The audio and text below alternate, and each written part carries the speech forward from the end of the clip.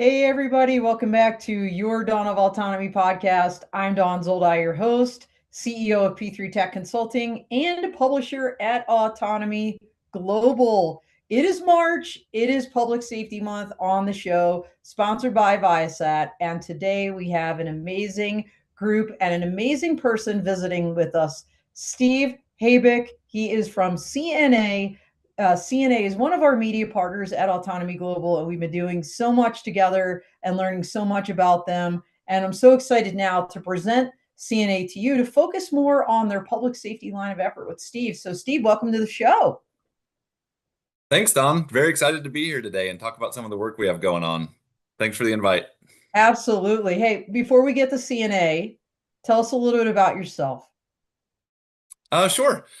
So I've been with CNA now a little over 16 years. I started out as a research scientist and engineer working to modernize air traffic control systems with the Federal Aviation Administration. But more recently, my portfolio has expanded to really focus on emerging technologies like drones, AI, even quantum computing, and how to best implement these technologies in the public sector. So before joining CNA, I earned my PhD in analytical chemistry from Purdue University and a bachelor's degree in chemistry and mathematics from North Carolina State University. Wow, what an interesting background. They're so lucky to have you, but not everybody knows what CNA is or does. So let's just talk about that for a second before we get into your specific group in the organization and all the things you're doing in the public safety space. Tell us about CNA. Sure.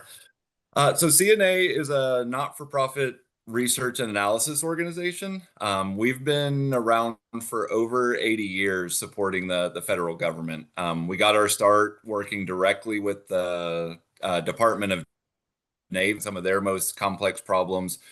And it really grounds our approach because we send analysts and engineers directly to the field to work with the operators and solve these complex challenges. So we took that same mantra about a little over 30 years ago to broader context in the public sector, and that's how we found ourselves working with public safety and emergency response on the front line, solving some of these challenges as well, and seeing where we could enhance and improve their missions. Very cool. And by the way, everybody, CNA is a friend to the show. We had Dr. Marina Rosenblatt on the show last year. Also, a related article based on that on Autonomy Global. So check both of those out if you want a much deeper dive into CNA itself and all the things it does. But today we're really going to focus with Steve on this public safety line of effort. So tell us a little bit about, how you went from analytical chemistry and your very interesting background, and then working with the FAA into modernizing public sector systems for public safety and others. Sure. Yeah, on paper, it certainly sounds like a large jump between the two, but the way I look at it really is, I started my journey solving complex problems in the lab. And then over time, using that same approach, I shifted into solving these types of system problems for the government agencies. So I really feel like rather than being in the prototypical lab, my lab became the front line working with these different folks and trying to solve these complex problems. And really the common thread here is at the core, you're using data and rigorous analysis to make complex systems behave the way people want to see them operate in the real world. And it was really being able to see that through line, that real world impact that really drove me and it attracted me to this position and has guided me along. Okay, very cool. Now let's get granular on your actual team. Number one, does it have a name? And number two, what is it that your team does like on a day-to-day basis? Sure. So I lead the Center for Enterprise Systems Modernization at CNA. And really what our team is focused on is helping agencies design, evaluate, and test systems that rely on missions like emergency management, resilience, security. We're really focused on diving in, looking at what those core requirements are, how do you need these systems to function day to day? Um, Take those, look at them with the architecture and see that all the way through from prototyping different solutions so we can kind of right size it to what the mission is. And then perform operational assessments to see how it performs in the field and what we might need to do to harden it to make its way out there. Okay, very cool. Now you also lead, I understand, something called the Emerging Technology Challenges Team. What does Yes. that group do? So this we formed this team maybe about 5 years ago, and really what we're focused on is bringing together analysts, engineers, and then different industry partners really around specific government challenges. So we've seen that more and more with these new technologies that are coming out, the government's posting different challenges, saying here's something we're facing, and we want to see what the best and brightest have to say about it. What can we put out there to solve that? And they're competitions usually with some prize money. So our team really takes that mantra because these are real world problems that people are focusing on. So we build and we use our own internal investment to build and test different technology concepts or prototypes very quickly, and then use that to help agencies understand what might show some promise going forward. Okay, so the BFDI AP countermeasure system, the image we just saw, we're going to pop that up Mhm. real quick again. How does this relate to this challenges team? Oh, sure. So this was actually our team, the first challenge our team took when we formed it. So it was a competition sponsored by NIST, the National Institute for Standards and Technology, who was really working with public safety operators and how they're implementing drones within their workforce and what might be cybersecurity vulnerabilities that that public safety operators or emergency responders may not be aware of because they're using these tools specifically for their mission for improved situational awareness. Yeah. So when we took a look at that, that's where we came in and saw that really there's low-hanging fruit with default settings and other common misconfigurations or vulnerabilities that are available there that if you're not an expert, you might not realize. So this was a way to really eliminate that first level of security and harden these systems against these common vulnerabilities. Very cool. I mean, when you look at public safety today and emergency management both, um, what problems would you say? What are the top problems these agencies are trying to solve with new tech, whether it's drones, whether it's AI, whether it's advanced analytics? What would you say?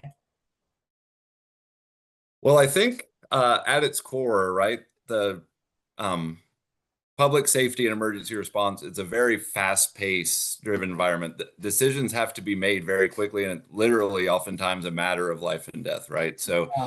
the more that these operators can see more, decide faster, coordinate better under pressure, they all lead to more positive outcomes. And these technologies all have the potential to be able to do that. The thing is, they also have they're collecting these huge amounts of information and pulling them together. So really, what you want to make sure is like while they all have this potential, that they're also integrated properly, and then they present the information in a way that's usable for these operators to actually make that decision. Well, and not only that, as you just alluded to with your challenge you just talked about, these are cyber tools and, Yes. there is vulnerabilities. I know we're going to talk about that a little bit more later and some of the work you CNA has done in that space. But when I think about public safety and, Steve, I think you know this, I've been covering, the industry for many years now, and this podcast has been running for over 5 years without fail. Mhm. I've watched it grow, and from initial little drone programs, where maybe a public safety officer will have a drone in their trunk. They'll drive to a scene, they'll launch it, to drone as first responder on the rooftops, where you need a lookout to keep that drone in visual line of sight. But hey, the 911 call comes in, the drone goes out, first eyes on the scene, if you will, to now this evolution of DFR 2.0, we call it, with the drone in the box solutions and things Mhm. like this. And then, as you say, like the AI and the analytics, at the end of the day, these are tools and it's all about the data. So the live streaming, the ability to store that data, to search that data, to find trends in that data, all of these things I think are really changing. We had Mark 43 on the show. God, it was like 2 years ago, I'm going to say. And they had a way with their technology that on the scene, like using an app on the phone, that like the report starts getting written, as the Yeah. officer is speaking, like, and just the time saving for all of this, Hmm. phenomenal. But what would you say, as you've been watching this industry, right? You've been helping them understand the public safety. What are these vulnerabilities, or what are the gaps? What do you see as like the biggest gap between what people market, I'm doing air quotes here, as public safety tech, and what actually is working, no kidding, for those first responders in the field? What's the gap?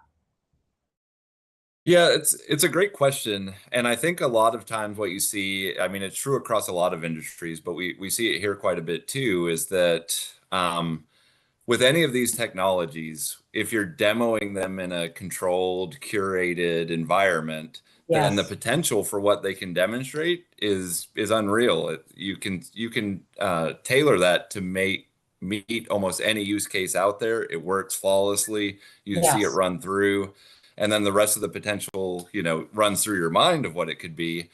But then at the end of the day, when you go to field this, right, now you're in a noisy, chaotic operational environment. There's all kinds of variables that are set up that could come into play.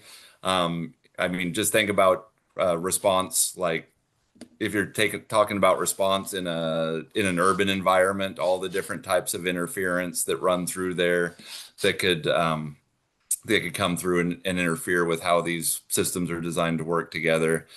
So you really need to look at things like the integration between how these systems work, really understand your operational environment. That's where I think, our mantra really comes in, is that we want to see these things at the operational environment and what it means versus, what the potential is, the starting point for the technology, which is great. Yeah. But then you want to see things like how are they going to how might they handle bad data that comes through, or something that was unexpected that you didn't necessarily foresee, or how do they handle different stresses that may be out there, maybe different loads that come through the systems, or different operating, say, like temperatures or things like that that come through in Yeah. these different situations. So you really want to see that things, how they're going to hold up under these different stressors, as opposed to, demonstrating what the art of the possible is. Yeah, no, absolutely. As I'm listening to you, I kind of harken back to my military career. And one saying that is so true is no plan survives first contact with the enemy. And Yeah. when you think about this technology, and you're saying like these sanitized environments for testing or evaluation or R&D, it is not reality. And I think Ukraine has been the greatest example and crucible for testing technology. A lot of promises made, a lot of promises frankly not kept, uh, and some cost. The cost was very high. Let's leave it at that. Hmm. So, the fact that you're out there literally at the edge in these environments, working with the end users to test these systems and prod them, and find the vulnerabilities and work to solve how to close those gaps is so incredibly critical. Thank you for what you do, because, as you said, in the public safety arena, just like in the defense arena, a lot of these situations can literally be life or death. So, just from your experience, okay, you've seen some of these gaps, you've seen the promises from a system standpoint, which is really your area of expertise. Hmm. What tends to go wrong when agency adopts new tools without enough analysis or testing? Yeah, so I think what you can see is that when these tools are put in without that proper testing, or without that analysis through the workflow or operations, You can tend to find things like tools that are overlapping. They're not necessarily meeting the purpose that they were designed for, or what looked great during the demo doesn't really actually apply when you get out there in the real world. You might find silos in your data, or maybe that data flow didn't quite go through exactly as you had thought about. So that can happen a lot with disparate data formats or different data values that you didn't quite have in there without the proper like middle layer or integration piece to actually bring all that together. Um, and really, if they're going in without clearly defined roles for how these technologies are going to be applied to the situation, and then you get to the front line and are looking through these things, and they really they can tend to add more friction to the crisis than they do help at the end. And so that's really when you look at that, the system thinking type of approach that we employ here, test and evaluation approaches to really see that through and continue to evaluate. Like the technology itself, if it's commercially available, is likely already at a certain, TRL or technology readiness level that got to that point to go onto the market. But you have to take that same kind of approach to your system, to the integration of the technologies and how it's being applied there. And that's something that, if that same approach isn't applied, which a lot of it is in mixed, I would say in mixed points, because you're procuring a new technology, so you think you have something off the shelf and ready to go into the mission. And certainly you have to look at how that plays with all of the other systems that are being employed, all the other tools that are being employed, and how those all work together from that really integrated system standpoint. And I think some part the promise of commercial technology maybe extends beyond that and can really end up adding to that noise we were talking about in the operational environment, as opposed to really clarifying it for the Yeah, responder. it's almost like the COTS, right? Commercial off the shelf. Yes. It's almost like misleading. And like what you're talking about, Steve, is actually a through line from the show we just had with Viasat, our month sponsor, because they were saying the biggest challenge they have is public safety folks will come to them because they're doing command and control, right? They're doing satellite space Mhm. based and they're doing integrations and all kinds of things. And they're just like, people come, they're starting program, they take it out of the box. I think it's just, good to go. It's easy. How do I just integrate the satellite thing? It's not a big deal. But as you said, it's not just the command and control link, it's the analytics, it's records management systems. It's probably computer aided dispatch if you're talking about drone as first Yep. responder. And how does all this play together? Now, we had a slide up, and I'm going to use an acronym, FRAME. I know you worked with Reese on Yep. this, I believe, if memory serves, because I remember um, seeing an article about this from. Did you write that, or was it one of your teammates? I don't recall. One of my teammates wrote that. Okay, Yep. yeah, yeah, and tell us about this. What FRAME is, Hmm. and why you guys worked with Reese. I know this is an award-winning application you guys created. What is it all about? Sure. So first frame is first responders awareness and monitoring for emergencies. That's what the acronym is, and it's a prototype system that uses machine learning to process data from a variety of Internet of Things type sensors and other feeds that may be encountered during an emergency. So um, the goal really here is, like we've been talking, is to really pull in all this vast amount of data that can be accessed now once you get to an emergency situation, pull that together and give first responders a clearer picture of what is happening in real time, instead of asking them to pull that together piecemeal, like maybe they have had to do in the past, or maybe still if they aren't, if these data feeds can't be properly integrated and tied together. So really what Frame will do, because of this machine learning engine, it'll collect and process the data from all these different sensors, which have, different formats, different conventions, all kinds of disparate sources, but it pulls those together and can process them, and then visually display the outputs through a CivTac geospatial interface. So really that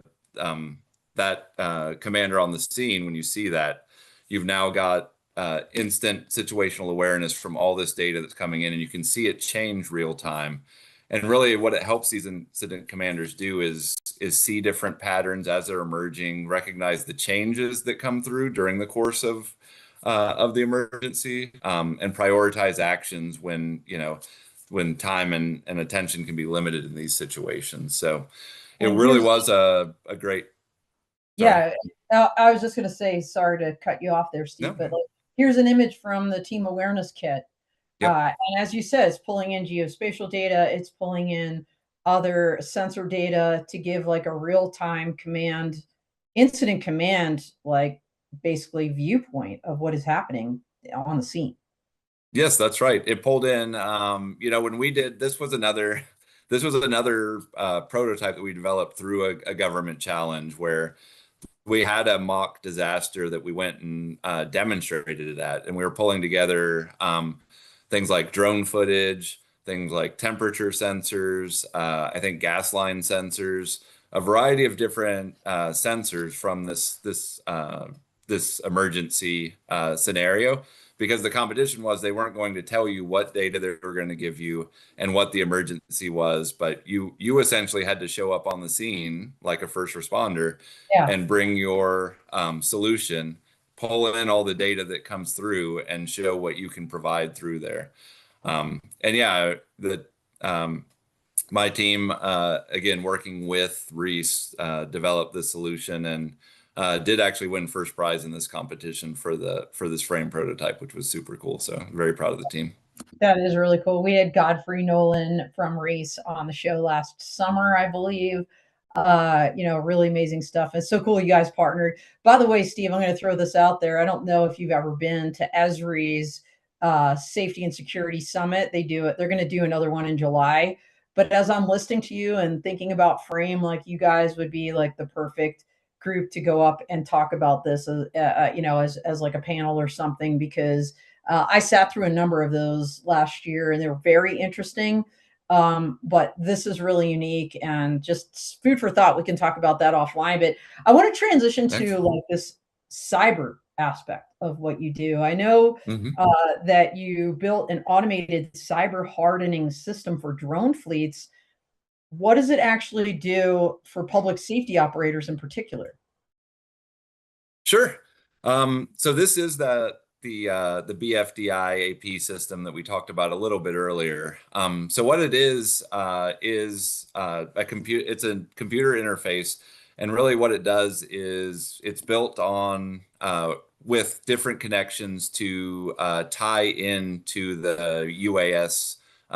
Various UAS components. So it has different radios, Wi-Fi, different signals, and it can tie directly into the UAS system. It's almost like it ties in first and scans the full system for all of these default settings across the board, different configurations within the full drone, like the actual aircraft itself, the ground control, the telemetry. It's looking across all of the components of the system and scanning for these.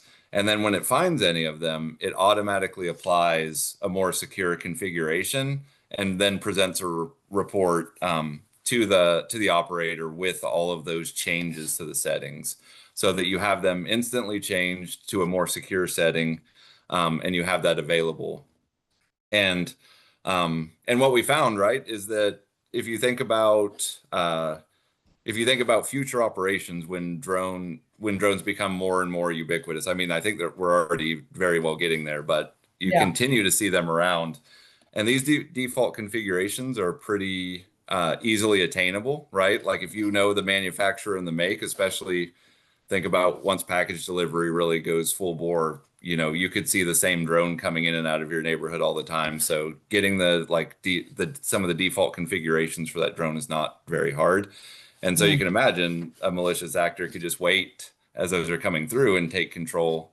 Same for any of these other situations like if you're regularly seeing what your like what your law enforcement uses for situational awareness, then you could gain control of that. And so with this low hanging fruit, right, you have to get past that first level of security to at least get through and harden the fleets at that level. And that's what this system does, is really protect UAS fleets from that kind of brute force attack, which is really the first level, right? It's the easiest way to gain entry to these systems. Is it's no different than when people say to like change the default password on your router and all of these type of Oh, things. okay. Now It's you're very talking my similar. language. Now you're talking. I can understand. Yeah. Having been in the DoD as long as I was, it was always so frustrating to have to like change my password. And how many passwords did I have? And sometimes two-factor Yes. authentication. But this tool basically will kind of run through the whole system, the ground control, the drone, all the connections, and say, "Hey, you haven't changed this in a while. You need to change that now." Yep. So that's really, really cool. And I know, even going back further, right, in time in terms of components, that's a big topic today, Steve. We all know it. Public safety drones, defense drones, where are those things coming from? What's the country of origin? Is there Yep. vulnerabilities? We have a great article, everybody out there, by another one of Steve's colleagues about the software supply chain, bills of Yep. materials, or SBOMs. So check that out. If you have no idea what I'm talking about, you need to read it because you need to understand it. We're not going to get into that now, but I just wanted to highlight that. Really, really big deal. So that's very cool what you're doing. So, all right, integrations, that is a big thing you do. What have you learned from integrating air, ground, maritime, uncrewed systems for supporting uh, security and emergency response? Are any lessons learned from Sure. integrating these kind of multi-domain systems? Because we've been primarily talking about air, Hmm. but as we know, public safety, they're using the spot dogs, right? Yep. The folks that are out by the water, they might be using, uncrewed surface vehicles or Yep. USVs. And now increasingly, those are all interconnected. What have you learned about those kind of integrations from a public safety standpoint? Yeah, this so what we really focused in on here too, like you were mentioning about the really where you see a complex environment that can benefit from all of these different types of vehicles and pulling them together is in the port environment, right? You're set Oh, well absolutely. within directly on the water. You have a large scale operation going through there.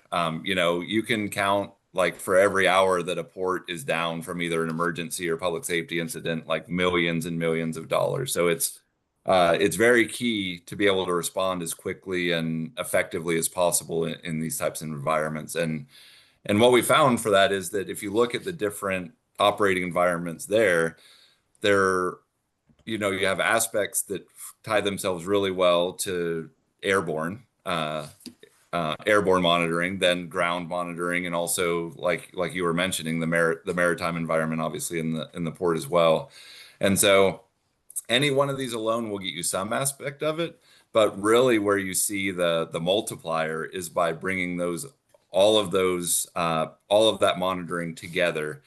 And what we found here is it's not just the vehicles, but another thing that comes into play in the port environment when you're talking about a lot of these shipping containers and the different types of interference, like we were talking about before, that can somewhat limit your communications domain, was Yeah. bringing in a broader meshed type of network to facilitate the communication among all these different vehicles and all these different data feeds, and then being able to pull them together through a common operating picture environment. So that brings the data together and then also displays it in a manner that the commander can actually make decisions from all of that data coming through and more effectively and target how to respond to that emergency. One of the big things we saw there that is a concern in the port environment too is like hazmat response and how, without this kind of monitoring and different aspect of it, the initial approach can be somewhat of a, you have folks suit up and go in and find things and try to find different aspects, but your response time gets severely degraded by taking that approach, because you really are trying to hunt and find how to respond, where these vehicles with different sensors can really get in there and track where the leak is, how the leak is expanding or where it's moving, and help you coordinate your response so much faster in those situations. And what we really appreciate about this project was that in this case, these were all commercial technologies that we were leveraging to kind of to explore these different use cases. So when we're talking about integrating these different points, this wasn't as much of a concept as it was a blueprint for how port operators could really procure, integrate, and field these technologies in their operations. So, from our mantra, again, seeing that real world impact, it was very cool to see. So that particular project, did it have a name? Yeah, so this was run through the Commonwealth of Virginia. So we did all of this work in and around the port of Virginia itself, and we called it the Port Security and Emergency Response using UXS. So that covers all three domains of the system. Yep. Yep. So we have a report on our website about this. We also have what's called a story map, an integrated view, a more interactive report. Think about if you're like scrolling through a New York Times article where you can get some different interaction with graphics. So we have some GIS graphics in there where you can really see what part of the port we were working in, sort of where the vehicles were flying and moving. So I would encourage folks to check that out. It's a cool way to interact with the report outside of just reading a document. I love that. Well, yeah, everybody, for sure, check out the CNA website. They have tons of information about all these different projects. And we're just rolling through a whole bunch of them, and it's not even the tip of the iceberg, quite frankly. But the switch from ice to fire, let's talk let's talk about wildfire, because I mean, look, Steve, we both know, we've been watching. Literally, the world has been on fire for the last couple of years. This problem is not getting better, unfortunately. And so, NASA is throwing efforts at it.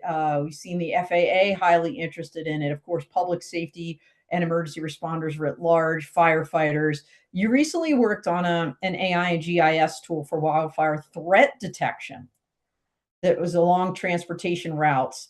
Tell me about that. How does it work? Who is that for?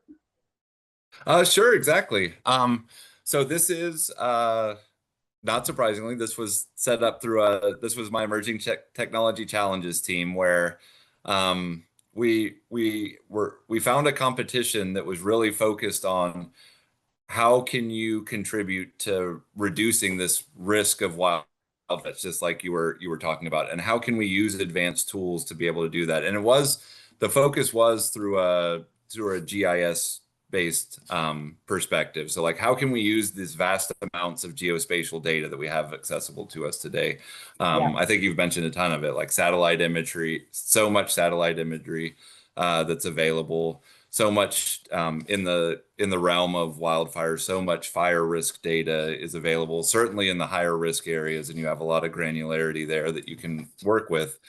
Oh, yeah. And so what we were thinking about as we were looking at this is, when you have these high risk areas, how is that impacting the transportation sector within that area? And what are the threats there?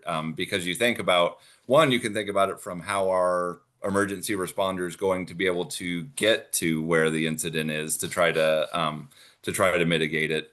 But through some of these bigger events, you're going to have broader impacts through transportation, like your typical supply chains, like getting supplies in and out of the area, and is this impacting other through routes that you might see? So what we were really doing is taking a lot of this fire risk data, overlaying it on different transportation routes, using to kind of train this UNet model is what we built this on. And what you can do is then get what's called a mask and pull this up.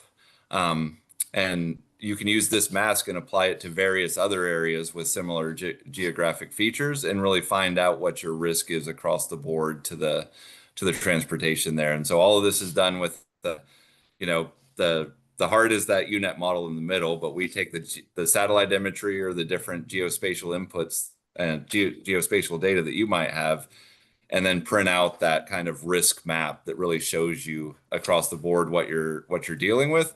And then, you have emergency planners or infrastructure managers can use that information very quickly and easily identify the high risk segments, and then you can prioritize preparedness in those situations.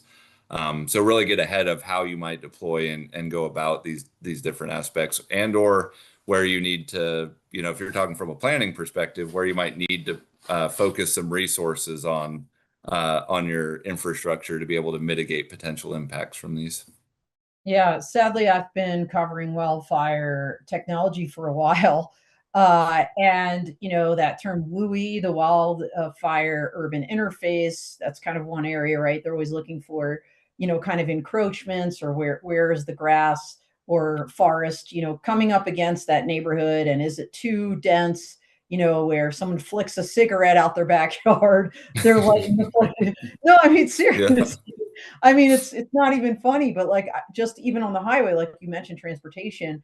I was riding on I-25 here in Colorado, and the side of the road was on fire, and the only thing we could think of was someone threw a cigarette out their window, and it lit all the grass that was there on fire. And you saw the responders Yeah. there to put that out. Everybody's stopping to look.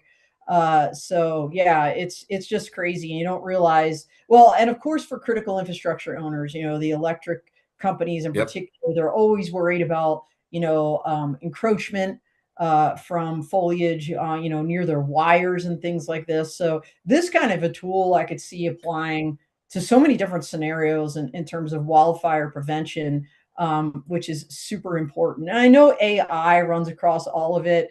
We're getting kind of close to our time together, and I want to talk about a different, no pun intended, hot topic.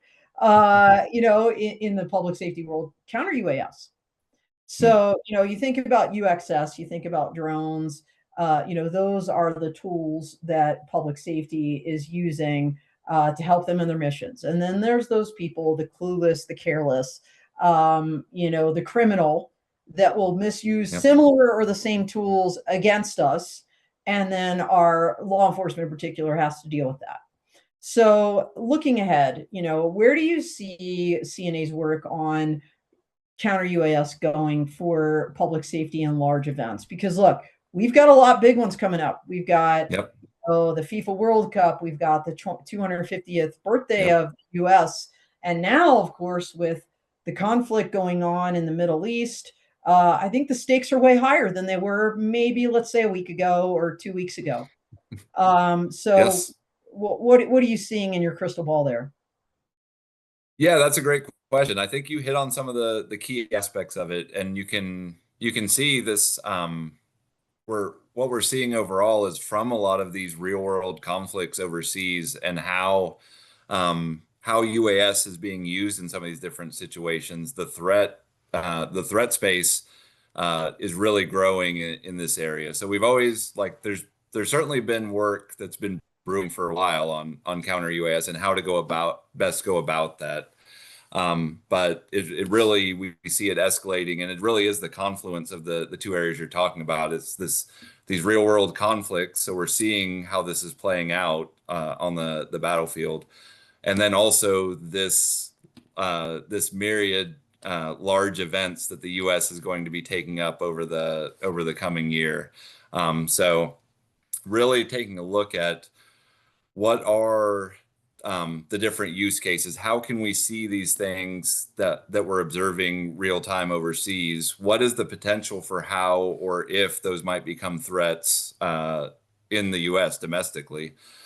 So one of the things that we take a look at organizationally is CNA still has a very large, obviously a very large presence in the military sector, and is actively has experts looking at how these technologies are being used in these different conflicts overseas.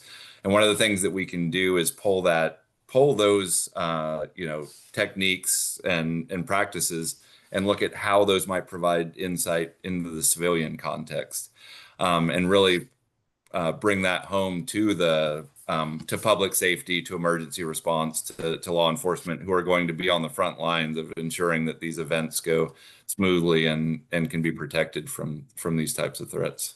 Yeah, I mean, we got to speed this up, right, Steve? Because I mean, we just saw recently a Iranian drone attack on a civil airport in Mhm. Azerbaijan.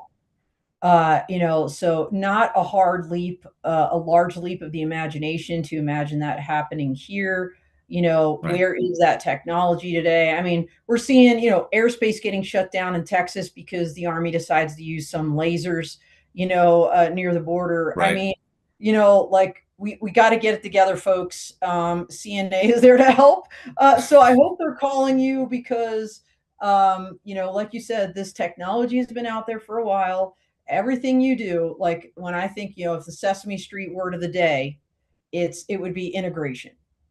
And Yeah. and when I think about counter drone, and I've been saying this for a long time, counter drone is the yin to drone yang, to the drone yang. And I don't care if you're talking about just protecting something. You cannot have drone operations without having UAS traffic management, UTM, without having that kind of a system of systems approach.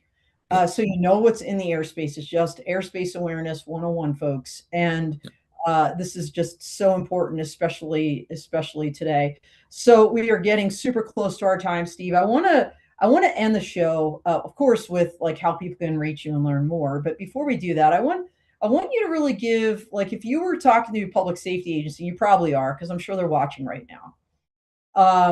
What's like the biggest tip you can give them in terms of selecting those UXS, like those unmanned systems or counter drone systems, just from everything you've seen and learned, and Mhm. integrated.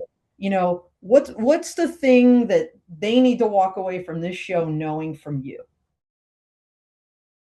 Yeah, that's a great question. And really the approach, the way I like to think about it is whenever I meet any new operator, new person in that realm, I always say start with a specific mission scenario. Like, what is it that you're trying to look at? What is it you're trying to enhance? So start from that point, and what is the decision? What is the workflow? What is the data? What is it you're trying to improve about this? And that, I mean, that's a lot of the areas where we like working directly with them to kind of tie that into, you know, they have the operational perspective. They're the operational experts, know that better than anyone else, and tie that to technology and really bring like what is that solution and really the right size solution. I think we try to focus on that quite a bit because there's no shortage of technologies out there, run the Yeah. gamut of capabilities. But you don't always need top of the line to streamline and enhance your mission. You can get that force multiplication um, with middle level or whatever may be may need to be applied to your specific mission set. So if there's a way that you can take in and focus on a key mission aspect, so not trying to boil the ocean, but bring that down to a key mission aspect, and pilot that, look at a tech, look at that, how that technology can play in. That way you kind of keep your focus grounded in the mission need instead of getting too wrapped up into the technology or maybe the hype around a new technology or a new solution that may be out there. I'm loving everything you're saying, Steve, because I do consulting too, and I can't talk in detail about this, but I did have a group that came to me and they had a very specific business. And I said, what do you want to use drones for? And they listed off like 15 things. And I said, pick one for your first pilot because Yep. you kind of need to test it first in your environment. I mean, everything you're saying. So folks, this is a checklist. Take it to heart. I mean, this is from the expert. And Steve, if I was a public safety agency and I wanted to not only learn more about CNA, because of course I can go to your website, but say I want, do you guys do consulting? Like, in other words, how can I, as a public safety agency, plug into your efforts in a meaningful way to help what I'm trying to achieve? How does that happen as a practical matter? Just real quick. Yes. And then we got to end and you got to tell them how they can find you. So we do plenty of work at the state and local level in addition to the federal level. So we work directly with these agencies, usually through different state Department of Emergency Management or through local authorities. We pride ourselves as a not-for-profit organization of being able to come in and work directly with these operators and really provide that kind of unbiased or trusted um, advisement in these different technologies and how to implement them. So yeah, we tend to do that a lot, I think, at the state and local level as well to really see that applied on the ground. And so we haven't had any issues in the past working directly with these agencies through state and local procurement in addition to federal. All right, very cool. Now, how do people do that, and how do they learn more about you and about CNA? Sure. So really, you can follow CNA Corporation on any of the major social media platforms, right? In addition to the website, like you said, there's plenty of contact information. My division's website has its own website on there. My contact information is personally on there. But really following us through social media, you'll get to see the gamut of the different work that we're doing across the board and where it ties in. A lot of the how we're looking at technology solutions or this impactful work with public safety and emergency response and others. You can also see different events that we're attending. So good way to meet up and talk about these things in person. I can talk all day about this stuff, so I'm always happy for folks to come up directly and speak with me when I'm going places. We also have a regular podcast series and a blog out there, so we'll post regularly about maybe summarizing some of the work we did or our perspectives on current events. So you'll see things on there, like we were mentioning earlier, of real world conflicts and how those might look coming here. So um, a lot of good aspects there that I would encourage folks to reach out. All right, very good. Well, thank you so much, Steve. Thanks, CNA, for all you do. And thank you, everybody out there, for listening today. We appreciate you. It's going to be a great month for public safety. And, between this show, we've got a full crew at the end of the month with some experts on there. And of course, drone responders, we're knee deep in that at the national conference in Williamsburg. So thank you all. Keep doing what you're doing. Thank everybody out there for what they're doing if you're in the public safety space. And we are out here.